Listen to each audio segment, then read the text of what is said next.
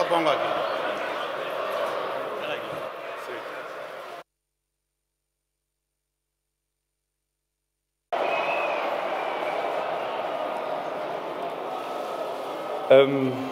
Also als erstes natürlich herzlich willkommen, Buenos Dias, so viel kann ich schon. Bevor ich anfange, will ich natürlich auch irgendwo meine Trauer ausdrücken um Alfredo Di Stefano. Ich denke, ich habe jetzt schon mitbekommen, wie viel er diesem Club, diesen Fans bedeutet hat, und deswegen will ich das einfach kundtun, weil ich glaube, jeder irgendwo noch ein bisschen in Trauer um ihn ist. Dann muss ich sagen, dass ich unglaublich stolz bin, hier zu sein, dass ich ja, mir im Moment nichts Schöneres vorstellen könnte, als hier zu stehen, mit Ihnen, mit den Fans von Real Madrid. Ich möchte mich bei Real Madrid ganz, ganz herzlich bedanken, dass ich diese Chance bekommen habe, hierher zu kommen, dass sie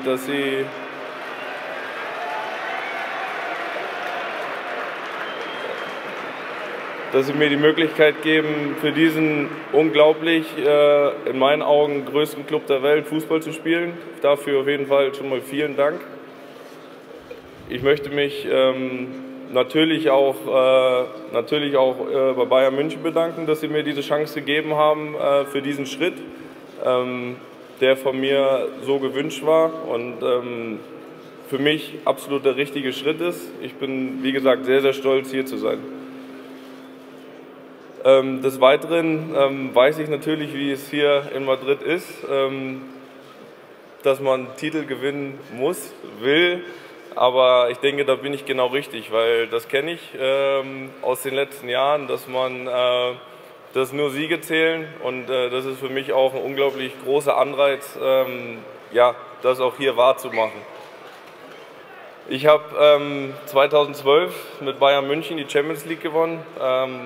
2013 oder jetzt in dem Jahr hat sie Real Madrid gewonnen, und ich hoffe natürlich, und mein großes Ziel ist es, dass wir es im nächsten Jahr zusammen gewinnen.